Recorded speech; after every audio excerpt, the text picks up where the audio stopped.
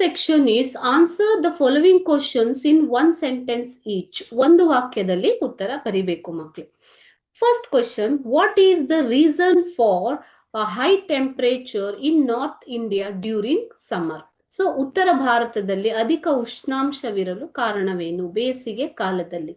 Okay, answer, the sun rays are perpendicular in the northern hemisphere during summer. So ಉತ್ತರಾರ್ಧಗೋಳದಲ್ಲಿ ಬೇಸಿಗೆ ಕಾಲದಲ್ಲಿ ಸೂರ್ಯನ ವಿಕಿರಣಗಳು ಪರ್ಪೆಂಡಿಕ್ಯುಲರ್ ಆಗಿ ಬೀಳುವುದರಿಂದ, since the northern plains are away from sea, temperature is high during this season. So northern place, ಉತ್ತರದ ಮೈದಾನಗಳು ಸಮುದ್ರದಿಂದ ಸಾಕಷ್ಟು ದೂರದಲ್ಲಿರುವುದರಿಂದ ಮತ್ತು ಸೂರ್ಯನ ಕಿರಣಗಳು ನೇರವಾಗಿ ಬೀಳುವುದರಿಂದ. Okay, so this region gets high temperature during summer.